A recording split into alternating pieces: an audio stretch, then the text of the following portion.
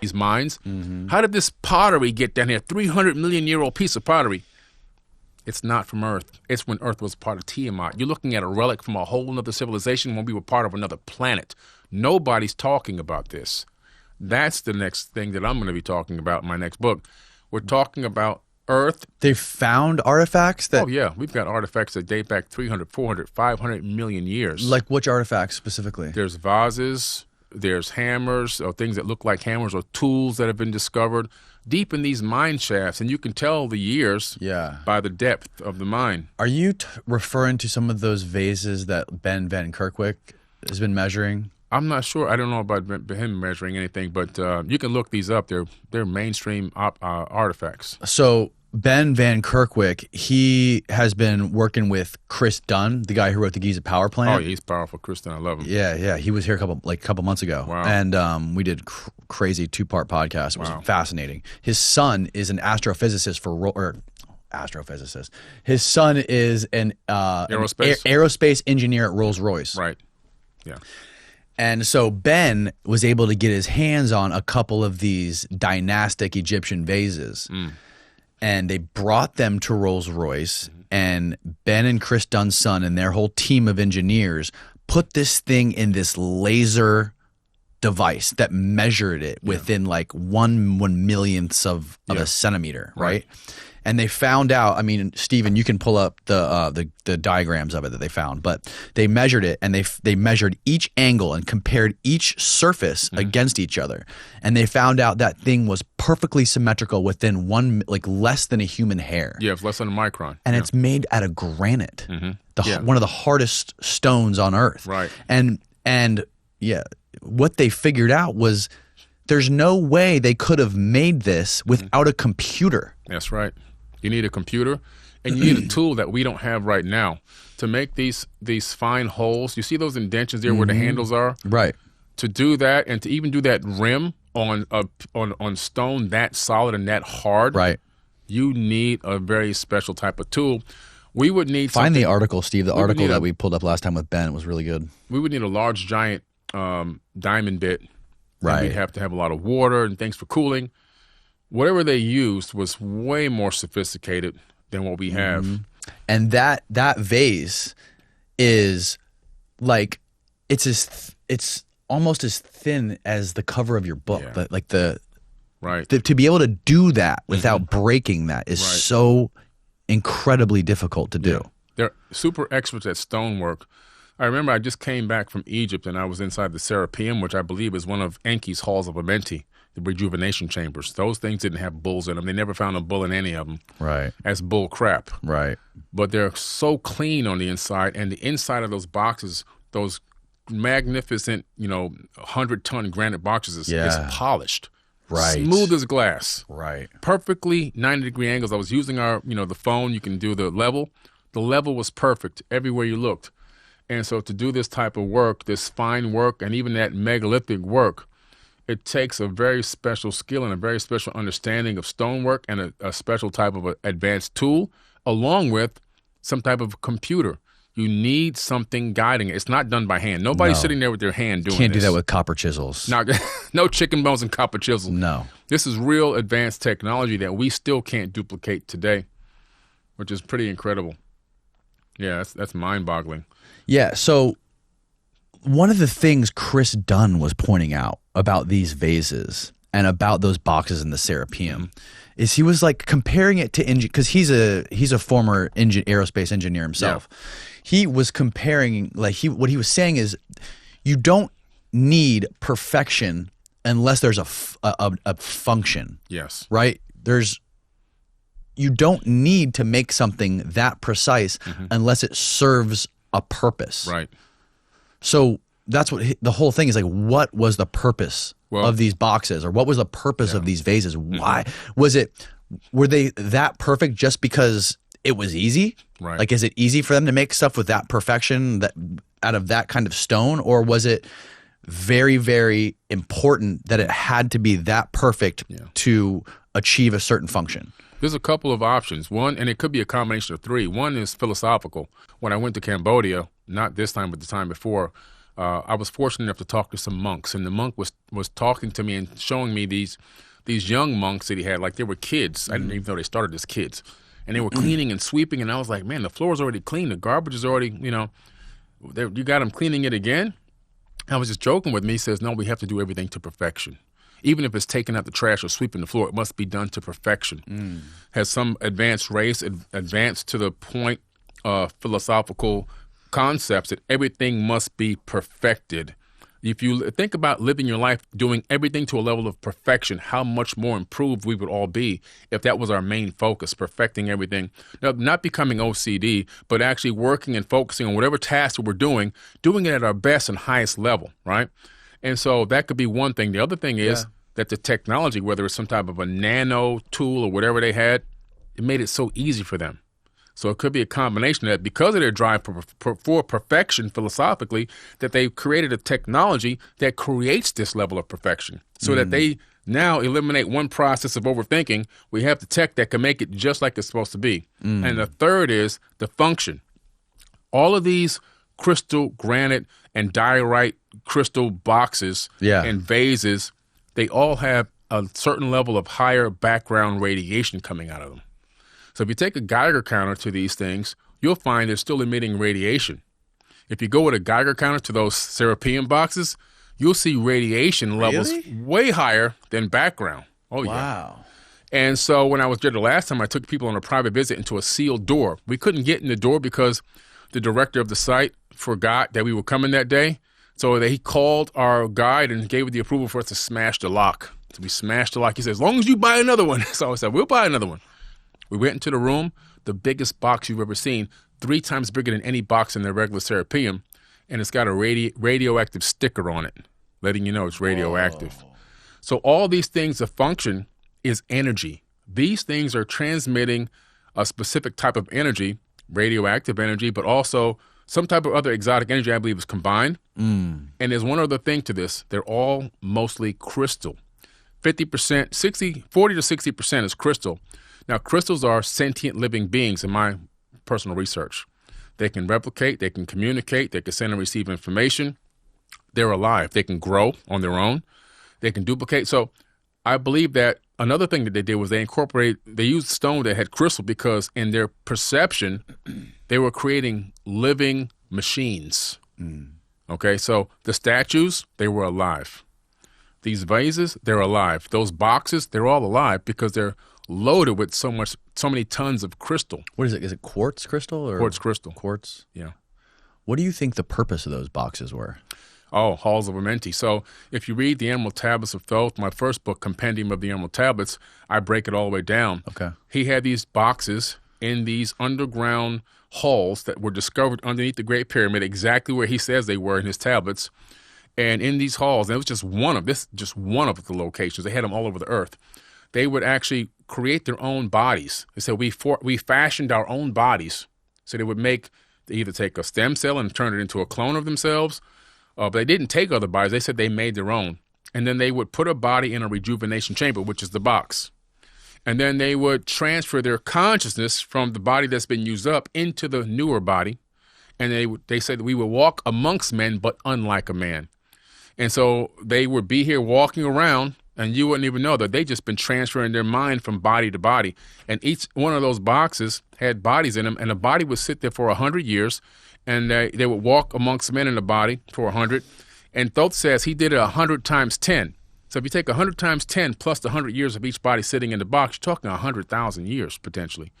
So you're talking about beings that achieve the level of immortality, not because of their gods, but because of they had advanced technology that allowed them to transfer their consciousness into another body. Wow. It calls the Halls of Amenti. In the Serapeum, I believe, is one of the Halls of Amenti, but that one belongs to Enki, Thoth's father. That is bizarre. Chris, I was trying to get it out of Chris when he was here. I'm like, what were he's like, I have an idea what the boxes were for. I'm like, what? He's like, oh, I don't know if I want to say it. He was talking about growing crystals and using crystals. That's bizarre. Now, in your book, you mentioned that some of these Ajiji were working for like 3,600 years to terraform the Earth or something like that. So, so getting back to, we kind of got a little bit off track, but you were talking about the origin of the Anunnaki was 4,500 years ago. 450,000. Yeah. I'm sorry. Yeah. 450,000 years ago. Yeah. And they came from somewhere else, right? That's the meaning. Anunnaki means not from Earth, right? Right. So they came after there was a bigger planet that was 6 times the size of Earth. It somehow smashed into something and created the Earth. Right. So after that, why did they come here, and how did the tablets say exactly why they came here? If you notice in our book, The Epic of Humanity, there's the most tablets ever referenced in any one book in history, first of all. This book has more references to more tablets and excerpts from those tablets. And the reason why, we're painting a picture that all these places from around the world and all these tablets and scriptures and papyruses and cylinder scrolls are all connected to one race of people that came from the Pleiadian star system. And they hail from the Pleiades. In my new TV series called Anunnaki Ancient Secrets Revealed, which is coming out very soon in Regal Cinemas, and then it'll be on Forbidden TV, you'll find out that there was a galactic war in that sector of the galaxy. And this war was so crazy, they were using something called a Brahmahanda weapon, which can destroy any man on 3 worlds. We're talking about a real Death Star that existed in ancient times. This weapon, once it was released, you couldn't withdraw it. You couldn't bring it back. There was no way to cancel it. And you can operate it from something called a Tablet of Destiny. And whoever had their hands on these tablets of destiny had control of the galaxy, and they were stolen a couple of times. So power had been jumping back and forth.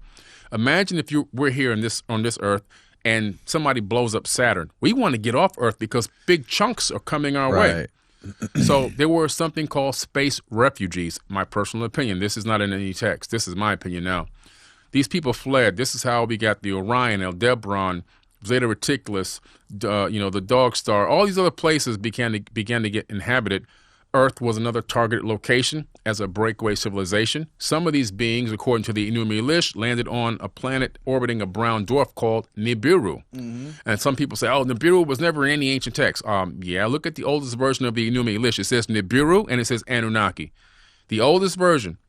Much later, in a newer version, which a few thousand years later, another copy was made by Amun-Ra. He changed Nibiru's name to Marduk because he wanted to be the destroyer. But anyway, that's another story. But the point is, these people decided, look, we're looking for breakaway civilizations. Us on Earth right now, human beings, if we just think that we're going to stay here on this planet forever, we're fooling ourselves. We need to also look for breakaway civilization. We got to create a breakaway civilization for ourselves. Our sun is already middle age. It's going to die in 5 billion years, which seems like a long time, but that's a blink of an eye on geological timescales. Right. Earth is going to get swallowed up as it turns into a red giant because we don't have a massive sun that can create our sun will expand into a red giant. We don't have enough mass for it to turn into a supernova. So it'll expand to a red giant, then it'll shrink down and collapse into a white dwarf. But it's going to incinerate Mercury, Venus, Earth, and Mars. Gone. Incinerated, right? Right. So we need to start thinking if we want the humanity to progress. Not only that, we've only been here on this planet, as a human being and Homo sapiens for 200,000 years at this level. A blink of an eye, less than a blink of an eye. In any geological time, at any time, any geological disaster can happen here, and that could collapse our entire civilization. Even if just one solar flare can turn us off and we'll be done. So we have to find a way to get off planet, which is why there's this big push for Mars. It's about creating a breakaway civilization, learning how to do it right, making mistakes along the way and learning from those, and then branching out even further into space. That's the plan.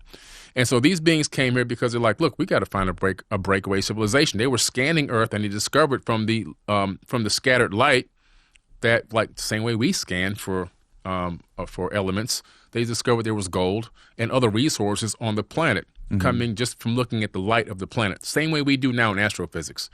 So they said, this is a great place. So one guy risked his life to get through the hammered bracelet and made it through. Then he radioed back to Nibiru and said, hey, I found everything we need right here. And then they started sending people down a little bit at a time, and they started building. And when they got here, Enlil, on a crystal tablet he showed to his sister, it says, Ninmah, he showed her the building construction technique that's going to be on this planet, he said, for all time. He already had it laid out, how he was going to build the cities, how he was going to build the plumbing, the everything. Everything, the way the city grid was going to be laid out, it was all on this crystal tablet.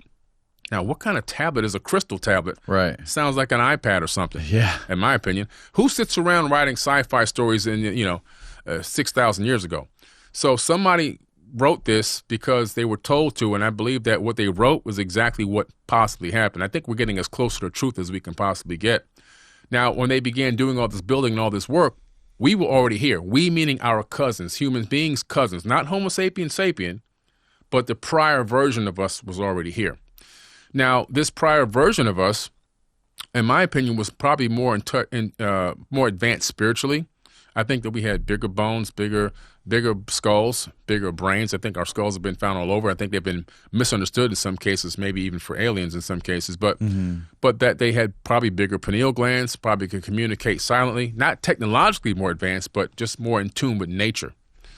A lot of abilities that we should have, like understanding how to feel the magnetic field and sense the magnetic field and navigate through that magnetic field, like animals, we've lost that ability. But we know in a laboratory setting, we still have it because the crystals in our brain orient to the magnet. Yeah. So we still have it. We're not in touch with it anymore. But what happened was That's said... funny. I have a friend who moved to the Amazon, and he said as soon as he moved to the Amazon and got disconnected from civilization and from technology, he said all these crazy instincts just came back into him. Yes, I believe that because he needed time to be away from all of that. Right. And just let your body recoalesce into what it truly is. This is the most powerful, machine that probably exists in this sector of the universe. And so...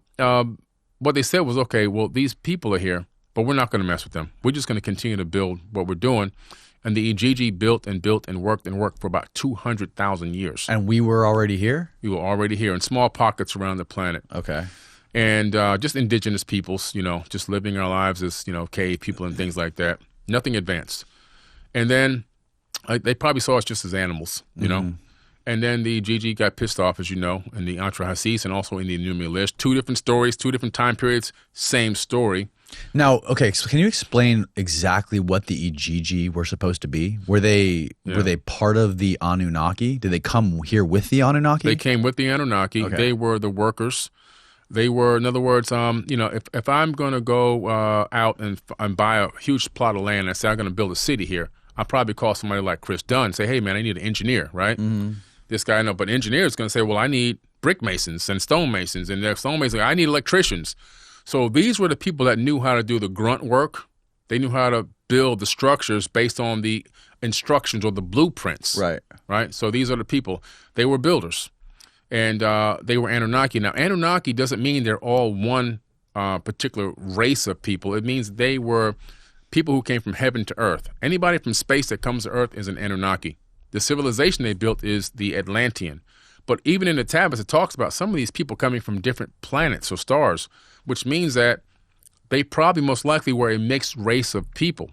And I have evidence to prove this, and I'll tell you in a minute. So they got pissed off. They decided, look, we're working too hard. You guys are treating us almost like slaves now. We want to get a break. We want some relief from this work. So this is where the sons of God fell from heaven. They came from Mars down to earth in Genesis, and they took women with them back. But in the Sumerian tablet, you get the full story where they go to Adam's calendar in South Africa. They encircle the camp of the god, which is Anu, the head of the Anunnaki at that time, and they get ready to do war. And Enki and Lil and Anu come outside. They got their guards out there. Everything is tense, and they said, "Look, man, we're tired of doing this labor, and we need a break." That's Adam's calendar there in Africa, where one of the oldest gold mines was discovered, and it dates back to 200,000 years. Isn't that interesting? Really? Yes. Pretty crazy stuff. But what's interesting is that these people, these Anunnaki people, they said, okay, well, we're going to go to war then because there's nothing we can do. You guys got to keep working. And then Enki says, wait a minute. I have an idea. There's an existing being on this planet, existing. We can add our essence to it. So this is where they took one of the Ijiji, took some blood from the Ijiji, and it's not really quite clear how they did it or what they did, but in some way, it seems as if they combined that with the genetics of one of these hominids, our cousins, and they made a clone, mixed Ijiji, mixed hominid, somebody they can control. In other words, they can communicate with, they can teach to a certain level, they can get them to do the workload, they can instruct them and they would listen. And so they were doing this genetic modifying, and they Yes, it sounded like they created it. sacrificed one of the gods. Right. They call it a sacrifice. I don't know if they really would have killed it outright. It could be a term that's used to specify draining the blood out. Right, okay. I would be surprised if they really actually kill, because when you get to that level of technology and advancement, the fact that you would kill somebody to make somebody else live, it seems a little weird. It seems more like a huge blood transfusion or some type of an organ donate. It was something. I don't know if the person really died, because it never really says if they died or not. The word sacrifice could be a word used when you don't know what word could exist in that spot. Right. You know, it's potential. Now, that's potential. It could be a sacrifice for real. I'm not sure. But my hypothesis leads me to believe probably a little different, because they're just too advanced. So they made this clone version of hominid / Ijiji, got it to work, but so they started making more in these Hathor birthing houses, which the Hathor birthing houses, like at the Temple of Dendera, the Temple of Isis, and all these other places, are there. They're still there. The structures are still there. I take people to see them every year. Now, what's interesting is these people, they couldn't produce babies on their own. If you take a lion and a tiger and you mate them, you're gonna have a ligon, right? But the ligon can't make any babies. No matter how much time you try to mate it, it won't be able to have any babies. It can't. If it's a male, it won't be able to get anybody pregnant, and if it's a female, it won't be able to get pregnant. Really? Yeah. Why? It's genetics. The genetics work to a certain point, and then they fall apart. Just like if you take a horse and a donkey, you get a mule, but mules can't reproduce. The horse and a donkey will make you a mule. Okay. But a mule can't make another mule. It's pretty interesting stuff. You know, and so same thing, I think, with these clones. And so they started getting frustrated because they weren't making enough clones to get the amount of workload done. They wanted them to reproduce on their own. And so that's when Isis says, you know, I have an idea. I'm going to take the baby to term. I'm going to give birth to the Adamu. So she takes an egg out of one of the existing hominids. She does something with the DNA and the genetics inside the egg, what we call today making a zygote. She puts it in her room. That's artificial insemination. And then she takes it to term 10 months. And there's a cylinder scroll with her holding up the baby saying, my hands have made it, the Adamu. That means first man. So now we have the first genetically modified, perfected version of Homo sapien sapien. They tried to mate him with these other clones. Didn't work again. They said, damn it. So they then took some DNA from him, made another, a female, and then mated them together, and it worked. They said, we got it.